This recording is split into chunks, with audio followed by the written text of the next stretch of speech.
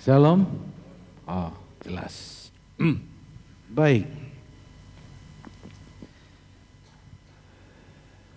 Perjalanan kita dalam mengenal Roh Kudus gak akan pernah selesai, tetapi maunya semakin kaya gitu ya. Karena dia pribadi yang luar biasa sekali, gak bisa kita selesaikan dalam pengenalan kita akan dia. Tapi coba kita lihat kembali dalam hal dasar di dalam Yohanes pasal 14 ayat 15 sampai dengan ayat ke-16.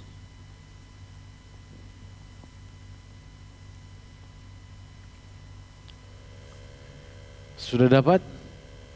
Baik. Kita baca bersama-sama. 1, 2, 3. Jikalau kamu mengasihi aku, kamu akan menuruti segala perintahku.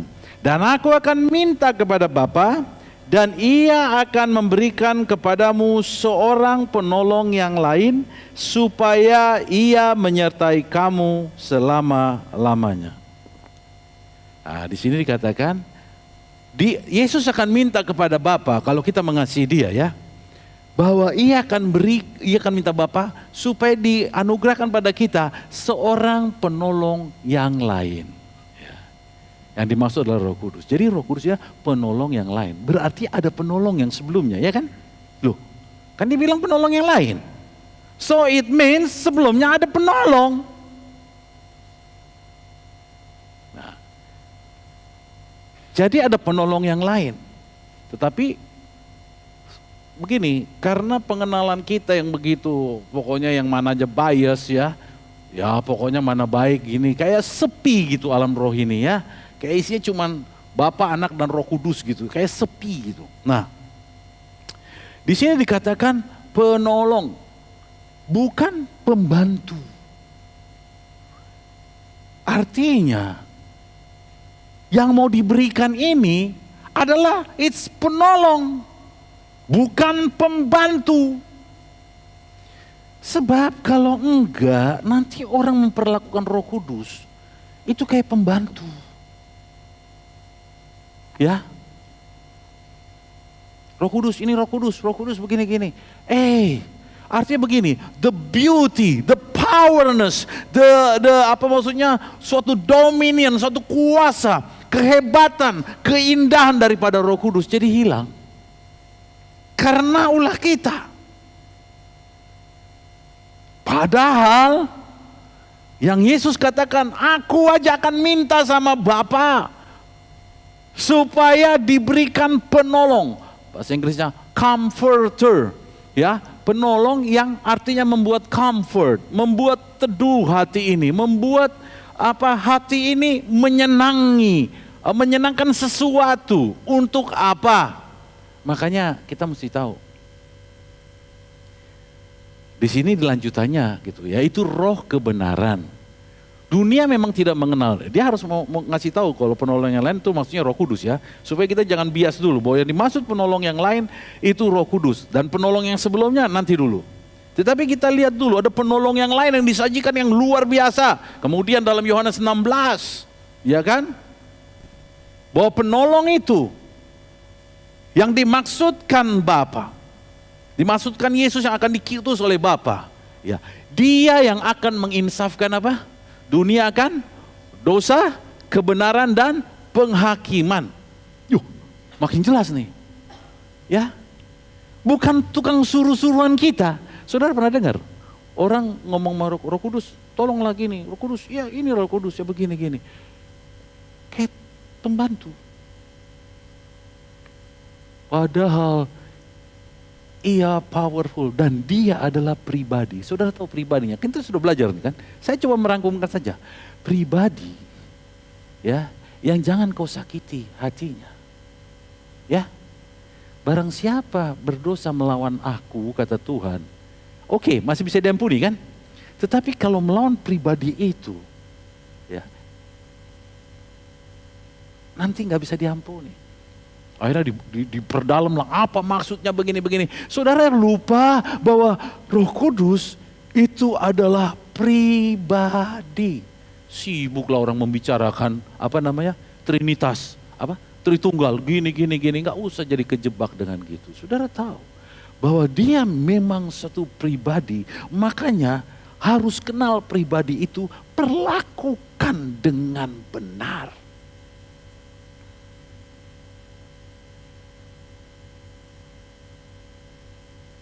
Kalau saudara bilang, Roh Kudus, aku mau ketemu orang ini, tolong aku. Itu bukan pembantu, ya.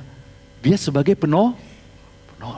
Roh Kudus, aku sedang mau berdoa ini, biarlah dia sembuh kekuatanmu. Itu bukan pembantu, itu penolong.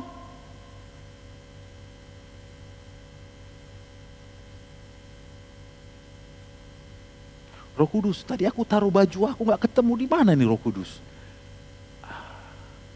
Ini pembantu apa penolong? Nanti saudara jawab. Coba, begini. Roh Kudus diberikan untuk tujuan apa? Ini penginjil kadang-kadang gak konsekuen. Pengajaran penginjilan tidak konsekuen, ya. Apa yang dimaksud dan apa yang dilakukan. Matius pasal 28, coba kita lihat Matius 28, amanat agung. Amanat agung.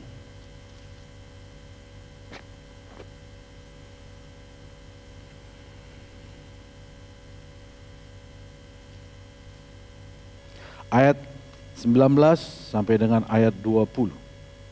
Ayat dikatakan begini. Karena itu pergilah, jadikan semua bangsa muridku dan baptislah mereka dalam nama Bapa, Anak dan Roh Kudus, dan ajarlah mereka melakukan segala sesuatu yang kuperintahkan kepadamu, dan ketahuilah aku dalam diri Roh Kudus menyertai kamu senantiasa sampai kepada akhir zaman. Saudara tahu Roh Kudus diberi untuk apa? Di sini pesannya untuk apa? Untuk kita menjadikan orang murid-murid Kristus. Nah, kata lain daripada murid ini adalah pengikut Kristus. Begini, yang dimaksudkan bukan hanya berita keselamatan. Betul, evangelion, kabar baik yang paling luar biasa adalah berita keselamatan. Tapi bukan itu saja. Membuat orang lepas dari kuasa gelap, itu pun kabar baik. Membuat orang yang tadinya gak bisa fokus sama Tuhan, dia fokus, itu pun berita baik bagi dia. Jadi kalau dalam padanannya dalam kitab Markus pasal 16 dikatakan, beritakanlah Injil kepada segala makhluk, beritakanlah Injil, dan tanda-tanda ini akan menyertai kamu. Kamu akan mengusir setan-setan dalam namaku, dan selanjutnya begini, ya. Di situ, tapi pastor di situ suruh beritakan Injil. Ya, tapi jangan sempit. Injil betul, pertama kabar baik yang tertinggi adalah keselamatan. Tapi bukan itu saja. Ketika orang sudah selamat, sudah terima Yesus juga, dia perlu Injil gak? Halo tanya, dia perlu Injil gak? Dia perlu Injil gak? Kan saudara bingung kan? Akhirnya muncullah begini, ngapain diinjili lagi? Orang yang sudah terima Yesus, saudara, sempit pengertiannya.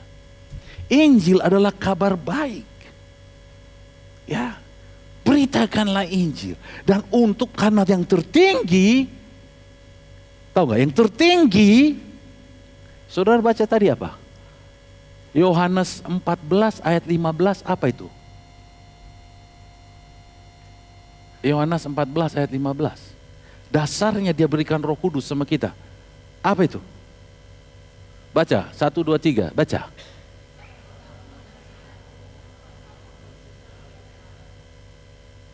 Jikalau kamu mengasihi aku, kamu akan nuruti segala perintahku. Dan ayat 16, dan aku akan minta kepada Bapa supaya apa? Kamu tahu reasonnya Roh Kudus turun atas kita? Karena apa? Karena kamu diselamatkan? Enggak saudara, karena apa? Because you love me.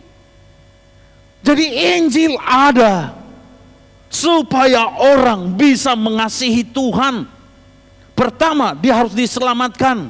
Yang kedua, dia perlu kenal ini pribadi Tuhan dan punya hubungan. Jadi it's ini.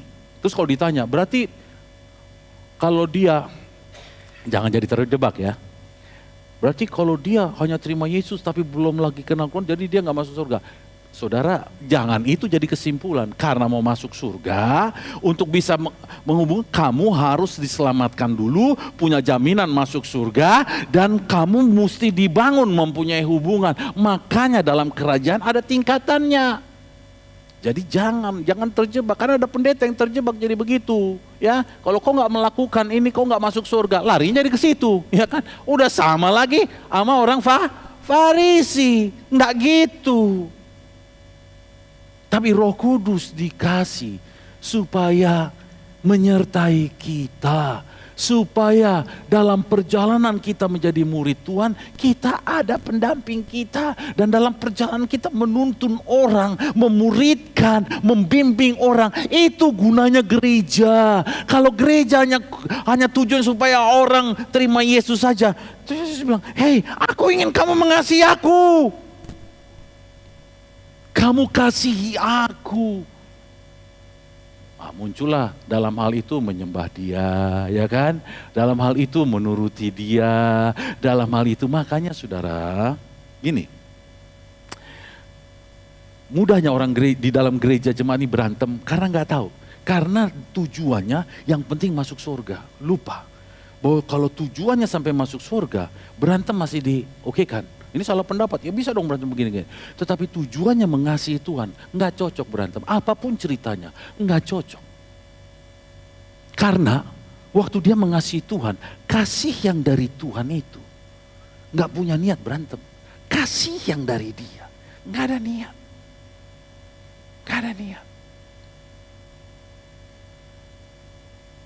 Dan kepada pelayan, kita mesti tahu. Roh Kudus diberi untuk kita, diberi pada kita, menyertai kita. Dalam pergumulan kita untuk dibentuk. Sekarang begini, sehingga begini, pergumulan bukan mematahkan saudara, tetapi itu jalan kemuliaan. Dan untuk itu nggak gampang, ya kan? Harus disikat semuanya, itu gak gampang. Makanya kamu perlu Roh Kudus. Tuhan Yesus kasih Roh Kudus untuk menyertai kita dalam pergumulan kita, menyertai kita dalam penderitaan kita. Karena dimaksudkan bukan untuk mematikan kamu, tapi menjadikan kamu kuat. Kalau itu gampang aja ngomongnya kan? Saudara tahu, ya? Pencobaan-pencobaan yang kamu alami, wah itu adalah untuk kamu jadi kuat. Ngomong aja. Gimana caranya aku kuat? Maka itu ada Roh Kudus untuk menolong kita melalui itu. Dan kalau Roh Kudus perlu membangkitkan orang mati, dia akan melakukan itu demi apa? Orang mengasihi dia. Supaya jangan salah juga. Supaya pelayananku populer, sudah banyak yang sembuh, sudah banyak begini, terkenal aku begini-begini. Nggak ada dalam desain awal. Dari awal nggak ada desainnya itu. Bisa terjadi kalau salah manfaatkan. Tetapi dari awal nggak ada desainnya itu.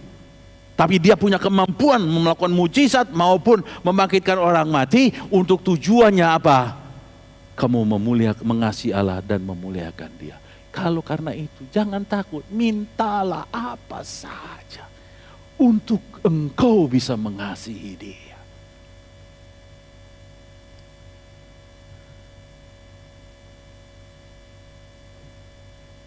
Sekarang saya mau masuk sedikit tentang penolong sebelum penolong yang lain. Supaya jangan dianggap sepi. Penolong sebelum penolong yang lain. Pusing gak saudara bilang penolong sebelum penolong yang lain. The other comforter. Kalau dalam bahasa Ibrani itu pengertiannya another ini adalah suatu pribadi yang beda, yang powerful, yang beda dari sebelumnya. Another means different. Aku akan berikan penolong yang beda gitu loh. Ya. Yang beda. Kemudian mulai tanya-tanya, ada penterjemahan begini, yang dimaksud penolong sebelumnya adalah Yesus. Tapi jadi beda dia sama Roh Kudus yang diberikan, ya kan? Ya kan? Jadi beda. Saya coba, ya. Ada namanya kalau dalam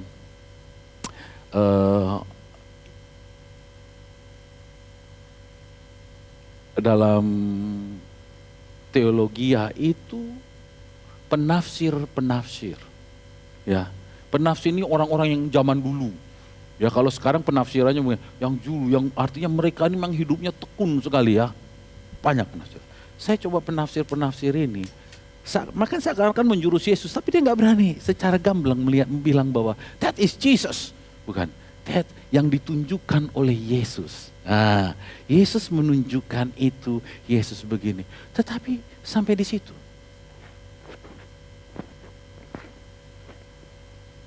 Tapi penolong, ada sebelumnya bagi kamu itu penolong.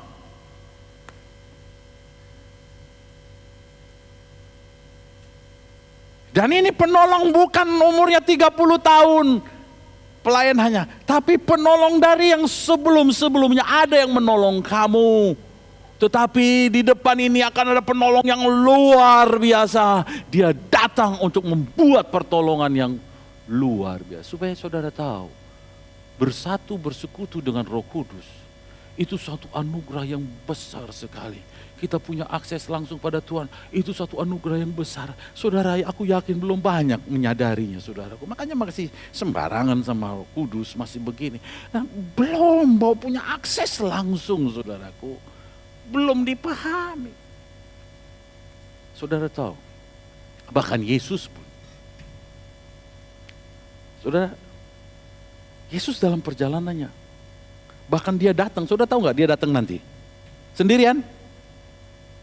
Dia datang sama siapa?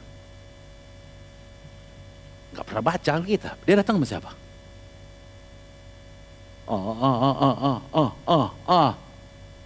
Buka dulu Alkitab, saudara.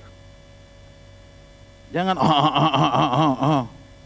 Saudara jangan gitulah, ya. GKKD bos, ya.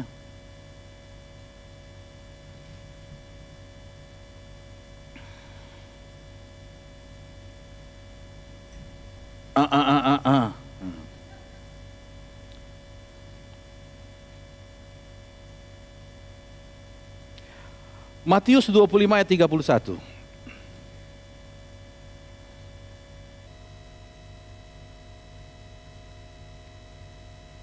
Udah, Daud. Aku soalnya nggak bisa lihat nih.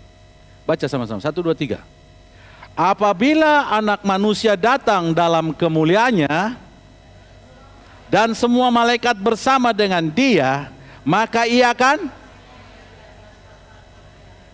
Kan aku tanya, Yesus datang sama siapa? Sama siapa? Kok ragu-ragu ngomong sama siapa? Dan ini kesaksian nubuatan yang bilang ini siapa? Loh, Matius 25 ayat 31 ini cerita siapa? Siapa yang lagi cerita di sini? Saudara ragu-ragu, ini Tuhan Yesus lagi cerita tentang akhir zaman. Ini dia lagi ngomong. Ya kalau kepada pelayan saya bisa begini, kalau sama jemaat saya nggak kayak gitu, kasar gitu. Kalau kalian kan boleh dikasarin dulu. Bukan susu terus yang kalian perlu. Ayah nggak? Perlu apa? Makanan? Setuju? Ya tapi saya kan nggak keluar kata bego. Nggak pantas. Itu tidak etis. Tapi keras sedikit boleh dong. Ya. Terus lagi gini saudaraku. Tuhan Yesus bilang sendiri. Waktu dia sekarang gini.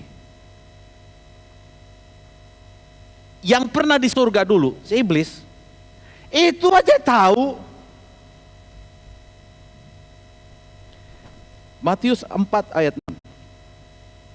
Lalu iblis berkata kepadanya, jika engkau anak Allah, jatuhkanlah dirimu ke bawah, sebab ada tertulis mengenai engkau. Ia tuh Bapa akan memerintahkan malaikat-malaikatnya dan mereka akan menatang engkau di atas tangannya supaya kakimu jangan terantuk. Berita di sorga itu kayak gitu. Selalu ada para malaikat yang menyertai Yesus. Malaikat nggak kosong. Ya jadi cuman begini. Saudara tahu nggak? Pada saudara ada malaikat yang menyertai saudara. Nggak tahu? Nggak tahu? Nih, mulai dari kecil. Baca dulu. Supaya jangan on saudaraku.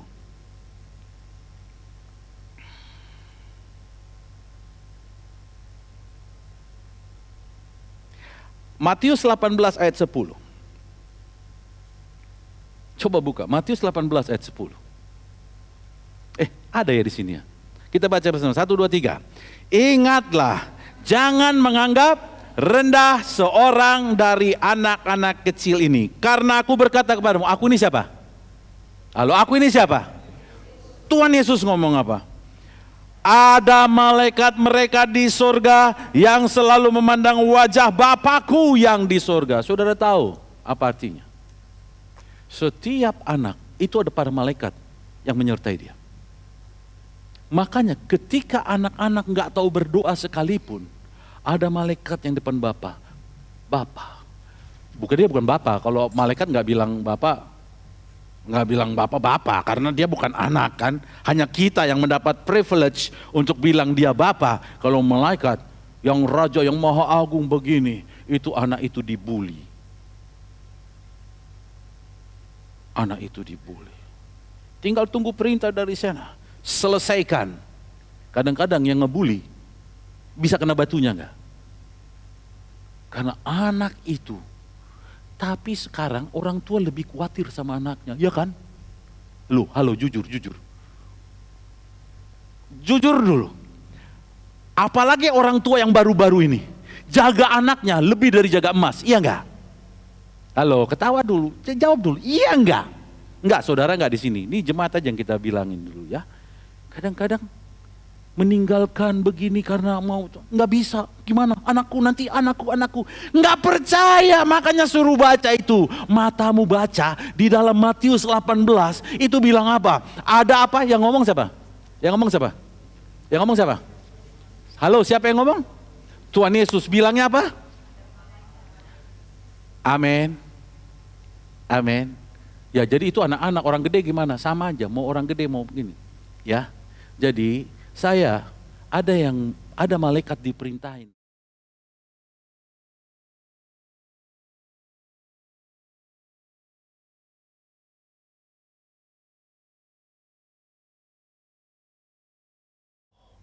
Kudus.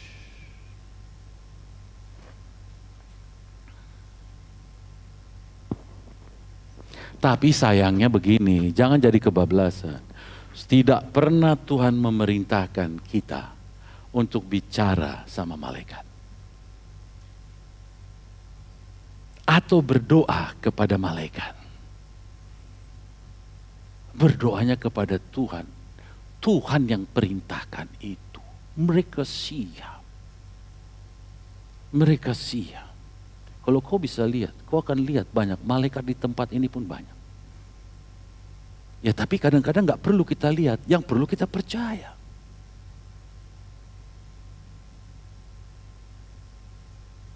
Dan dia bekerja menjagai kita, betul. Makanya kadang-kadang kita mau ditabrak motor tiba-tiba, sendal kita nyangkut. Padahal gak ada apa-apa bisa nyangkut ya kan? Gak jadi disambar motor.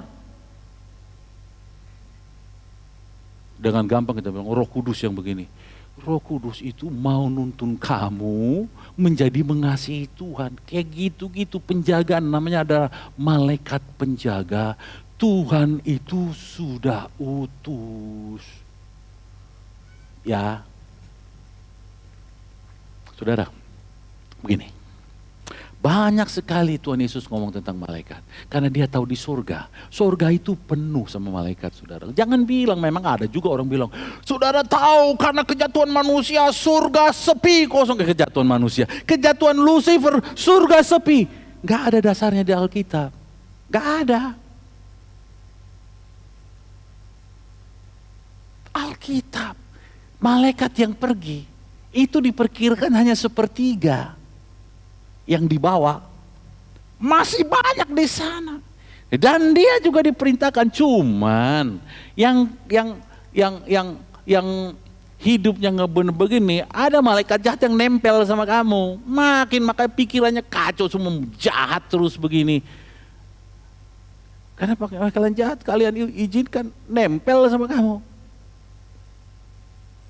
Dan setiap kali orang datang sama Tuhan, diutusnya para malaikat menjaga kita. Ya. Tapi memang dalam perjalanannya mulai tahun 1600 muncullah pelajaran-pelajaran malaikat yang kadang berlebihan. Ya, berlebihan. Jadi kayak suatu pribadi yang perlu sangat dihargai sama begini, ya, bahwa nggak tahu tempatnya, bahwa itu adalah utusan untuk menjaga kita. Ya, sementara kita punya akses sama dia. Betapa indahnya loh. Hei, betapa indahnya dijagai oleh para malaikat, punya akses kepada Bapa. Karena Yesus Kristus kita punya akses sama Bapa dan disertai untuk kita bisa mengasihi Bapa. Kita bisa mengasihi Dia. Kita bisa menjadi pengikut-pengikutnya. Makanya mulai dari sekarang di dalam gereja ini, jangan dipisahkan antara diselamatkan sama didewasakan. Bahwa mereka ini bagian yang harus menjadi kerjaan jemaat ini. Kerjaan gereja ini. Ya enggak? Saudara, halo. Semua yang terlibat dalam pelayanan ini adalah kesempatan saudara dan diproses untuk semakin menjadi murid Kristus. Dalam artian bahasa sederhana, semakin serupa dengan Kristus. Maka jangan dipertahankan. Kalau mau ada sadar-sadar sombong-sombongnya, cepat-cepat buang. Jangan bangga, jangan terus begini. Roh Kudus kadang-kadang sadarin. Pernah nggak orang sombong sadar dia sombong? Halo? Pernah sadar gak? Nah kalau itu bukan pekerjaan malaikat, itu pekerjaan Roh Kudus. Diinsafkan, tapi nggak insaf-insaf. Udah deket gitu, udah dikasih tahu. Ya, kamu tuh sombong. Iya ya aku sombong. Tapi besok sombong juga. Iya kan? Iya kan? Baru sadar. Dia nggak langsung, Tuhan Roh Kudus izinkan saya. Dan waktu diizinkan, minta izinkan, dia masuk dalam dalam proses dikeras, dilumat-lumat, menjerit, Tuhan kenapa kau lakukan? Tapi kau bilang minta dibentuk serupa dengan aku.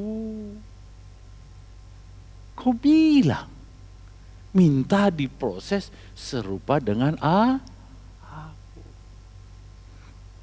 Saudaraku, masuk dalam penderitaan, masuk dalam persecution, masuk dalam ini, itu gak gampang. Makanya memang saudaraku, kita ngertilah kenapa para martir ini bisa tembus.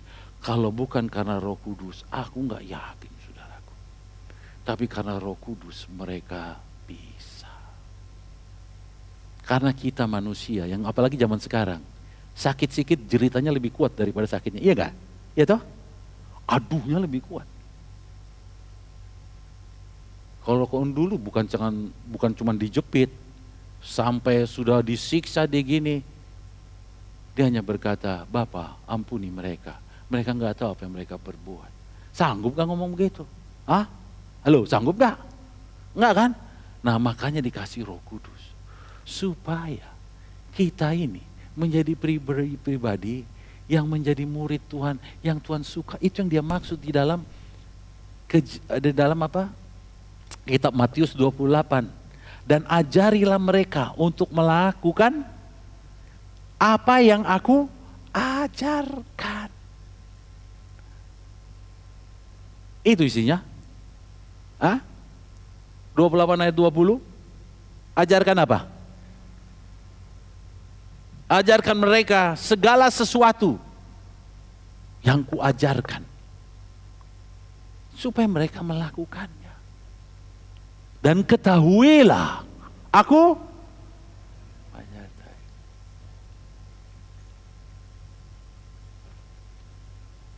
Saudara lupa.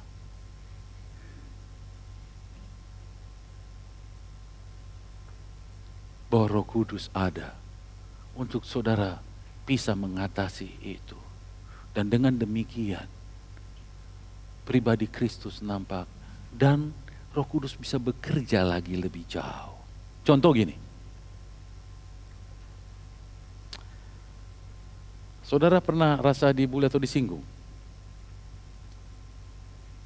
Kok gak ada yang respon. Ini doa pelayan bisa merespon saudara. Pernah? Pernah. Kecenderungannya apa? Apa yang kita pikirkan? Tunggu ya. Tunggu. Lihatlah. Kalau enggak aku, orang lain akan balas. Kenapa harus ada kata gitu? Ketika dia katakan, Tuhan tolong aku. Ketika saudara digituin terus tapi orang ini tidak goyang, tidak begini. Roh Kudus bebas bekerja sama orang itu. Lihatlah betapa besarnya karyaku di dalam dia. Seperti aku, tidak terganggu. Orang itu sendiri akan berubah. Tapi kalau dengar, oh nanti kamu udah siap-siap mau dibalas. Makin tajam lagi keluar persiapan untuk membalas, ya kan? Makin tajam. Saudaraku, bara api udah di situ.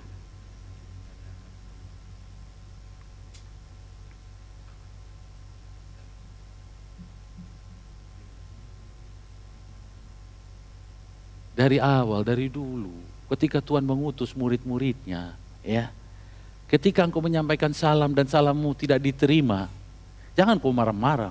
Memang dasar kau begini, hanya kebaskan. Sudah selesai dari sini Tuhan. Gak sini tempat aku, kau pergi. Tapi jangan gini, balas, ambil batu, lempar orangnya. Gak ada kan? Gak ada. Saya mau tanya, anak Tuhan ada yang berantem gak? Pendeta ada yang berantem gak? Ada baku pukul gak? Ada baku pukul? Bener gak itu? Halo, bener gak itu? Itu baku pukul tangan, baku pukul mulut ada gak? Oh banyak kali, bener gak itu? Karena apa? Gak paham kita ada penolong yang lain menyertai kita. Yang pertama, yang kedua, penolong sebelumnya ada para malaikat menjaga kita. Mau diapain kita? Mau diapain? Saudaraku, saya mempelajari itu dan makin dalam, makin gak takut aku sama makhluk halus kayak apapun juga. Gak takut. Siapa di sini masih takut sama hantu setan? Jujur dulu, jujur. Saya gak mau doa pelepasan, capek kali. Gak usah. Saya hanya mau ngasih tahu, kau percaya saja apa yang tertulis. Masih ada yang takut? Masih ada yang takut.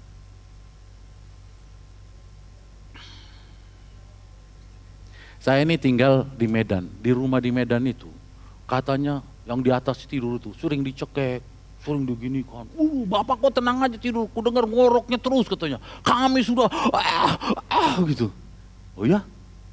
Ke belakang aku. Ini gelap sekali, aku pasang lampu biar terang. Ku lihat gak ada juga. Tapi aku tahu ada, kerasa dari bulu kita. Ada, tetapi dia gak akan ganggu aku. Untuk apa dia ganggu aku? Karena di dalamku ada roh yang besar. Tahu saudara? Latihan. Di dunia ini banyak roh jahat gak? Banyak gak? Makin takut kalian ke rumah saya di Medan ya. Banyak isinya. Tapi gak akan diganggu saudaraku. Karena yang tidur di atas itu suka. Kenapa kau? Kau pasti ada buat salah kau. Iya Pak, tadi aku udah mau pukul orang ini, pantas. Ya, pantas ditempel. Nah saya gak pernah, sikit pun tak pernah.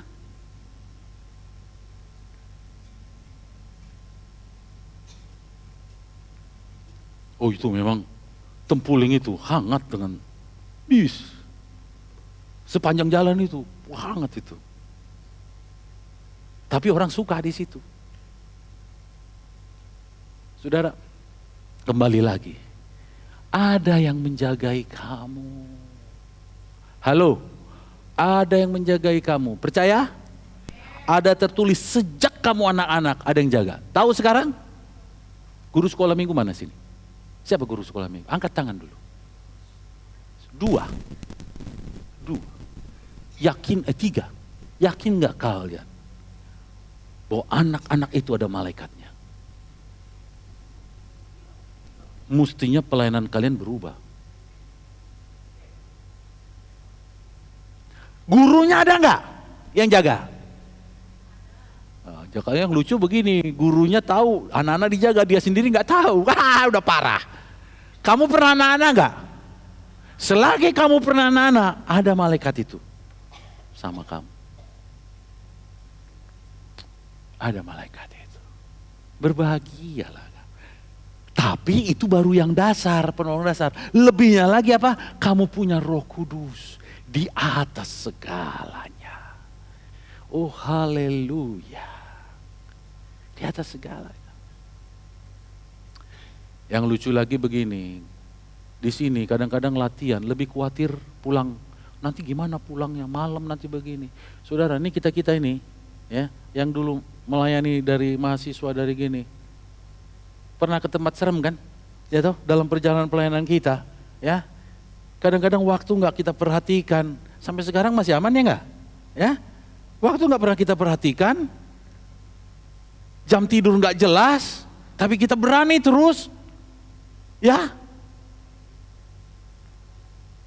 Kenapa? Kok sekarang iman pada lebih cetek? Gak yakin lagi ada yang menjagai kamu. Ada di sini orang latihan yang alasannya gimana lah ya pulang malam nanti begini. Ya buktinya itu begal-begal. Ya saudaraku kalau gitu kita sama saja sama orang dunia ya kan? Ya enggak? Iya percayalah. Tapi bukan jadi sombong. Kalau nggak ada urusan pelayan begini, saudara mau kulihat dulu begal mana dia begal. Makanya begal. Kalau kayak gitu orang bodoh itu. Malaikat juga mundur juga. Ini bikin masalah. Udahlah dulu. Jangan kau bikin masalah. Tetapi ketika masalah datang, masalah itu tidak akan menyentuh kamu. Halo? Halo? Nanti saya tanyain pelayanan-pelayanan yang alasannya kayak gitu-gitu. Ya. Ya, Pak, tapi saya nggak punya motor, pastor, karena nggak ada angkutan ke sana. Ya. Kalau itu mungkin, cuman imannya tambahlah, mintalah motor sama Tuhan. Solusinya kan gitu, ya kan? Loh, halo.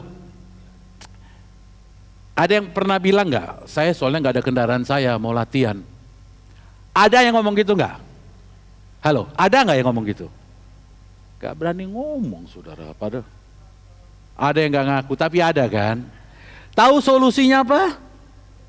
Tahu solusinya apa? Minta. Loh, sekarang aku mau kasih tahu. Kalau untuk itu, supaya kau menjadi murid Tuhan, supaya kau sungguh-sungguh membina orang lain, supaya begini, apa janji Tuhan?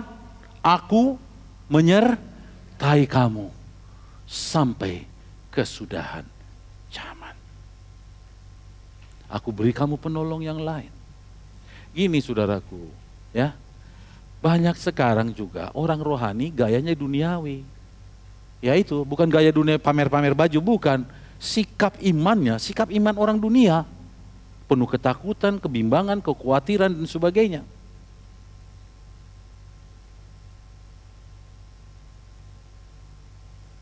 Kayaknya begini kalau dengar kesaksian ya. Banyak, ini bukan saya mau bilang apa ya. Jadi gimana buka toko hari Minggu. Nggak salah, tapi jangan pas ibadah kau buka toko. Jadi hatimu di sana, jangan, selesaikan dulu. Ya kalau hari Minggu kan bukan Sabat, itu hari kamu bisa datang beristirahat sama Tuhan, bisa datang. Iya, ya. Kau saja yang tentuin Sabatmu kapan.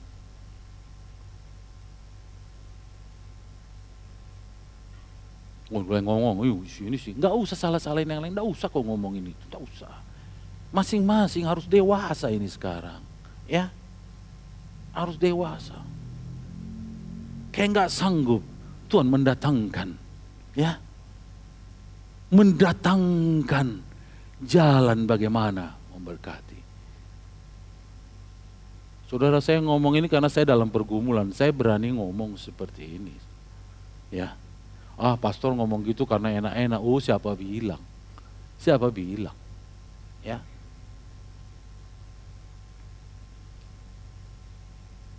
Siapa bilang? Samanya kita, pergumulannya sama, punya pergumulan, tapi sikapnya beda kita saudara. Saya ajarin, ikutlah Tuhan, kamu akan bisa. Amin. Ada masanya, memang ada masanya. Kadang-kadang hati ini nggak tahan juga. Ya toh? Saudara pernah nggak? Kalau di dalam pelayan saya masih bisa bilang, saudara pernah nggak? Kayaknya pastor ini mantap terus gitu kan? Bukan juga saudara. Tapi saya percaya karena Roh Kudus, aku bisa bertahan sampai pada hari. Ketika beban lagi berat, kadang-kadang begini ya, di atas pesawat, saya kan sering naik pesawat. Tuhan, aku nggak mau bunuh diri. Tapi kalau ini jatuh ya nggak apa-apa lah gitu kan. Aku nggak bunuh diri gitu. Tapi udah saking pahitnya sekali, sudah saking beratnya sekali. Tapi tahu nggak, malaikat penjaga aku lebih kuat daripada perkataan itu kan. Buktinya sampai hari ini, dia jaga ya aku. Dia jaga ya. Aku yakin,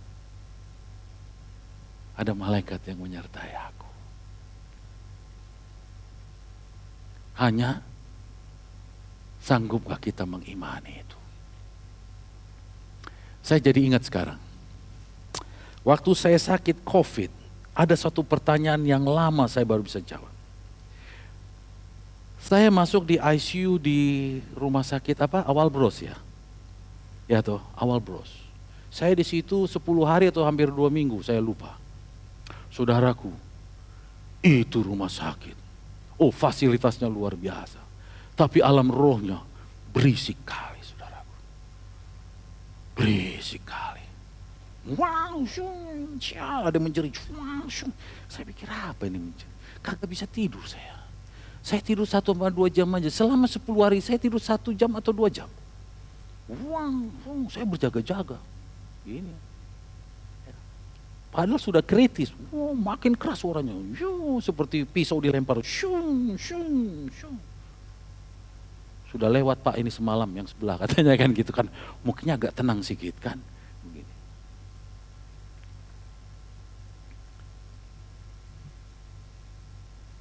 Pada seperti itu, saya tahu di alam ini banyak roh-roh jahat. Rumah sakit lebih banyak lagi. Tapi itu tidak membuat aku gentar. Tidak buat aku gentar. Aku percaya ada malaikat menyertai aku. Di dalam kebisingan itu aku dengar suara, belum selesai. Aku yakin aku akan lewati ini. Karena belum sekarang pertanyaan aku, apa yang mesti ku selesaikan Tuhan? Ini aku. Masuk lagi babak kedua, pahit juga saudaraku. Ya kan? Tuhan yang waktu itu fisik, yang hari ini mental. Oh Tuhan. Itulah walaupun sudah kuberi diriku, tapi tetap aja dia pelihara aku. Ya toh? Pasti belum selesai. Dan begitu juga pada saudara. Ada penolong kita yang setia. Gunakan penolong itu so wonderful. Sorry, udah kelamaan. Malam ini kita mau berdoa. Supaya jangan lagi ada yang bingung-bingung, ada yang begini saudaraku. Untuk penjagaanmu sudah ada malaikat Tuhan, tenanglah, percayalah. Tetapi untuk membawa kau masuk di dalam seperupa dengan Kristus, ada lagi penolong yang lain, namanya Roh Kudus.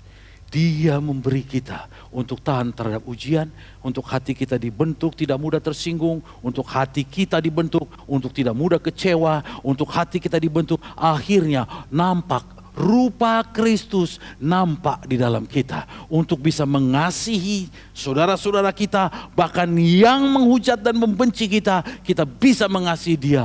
Kita perlu Roh Kudus. Ada amin? Dan oleh karena itu saya yakin semua pelayan kamu membutuhkan Roh Kudus. Ingat, untuk menjagai kamu sudah ada malaikat penjaga. Penolongnya sudah ada. Dia belikan kamu penolong yang lain. Bangkit saudara. Bangkit. Jangan kecut karena kecewa. Jangan ini gara-gara perkataan orang. Kamu diberi Roh Kudus yang jauh lebih hebat. Amin. Kamu jangan takut untuk menyatakan, menyampaikan, bahkan begini, saya bingung kadang-kadang orang berdoa itu katanya sama Tuhan.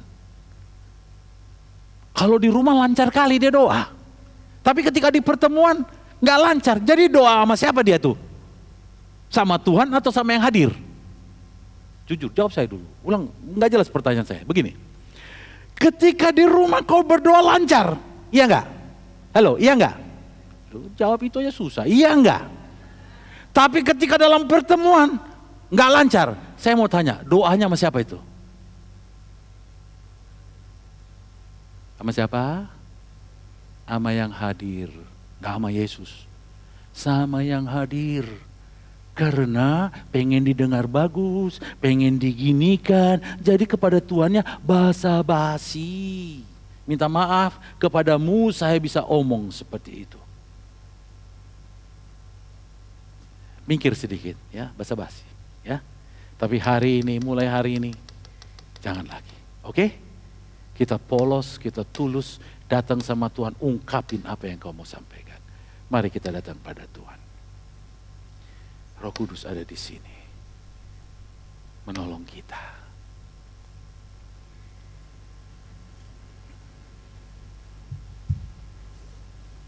Berdirilah.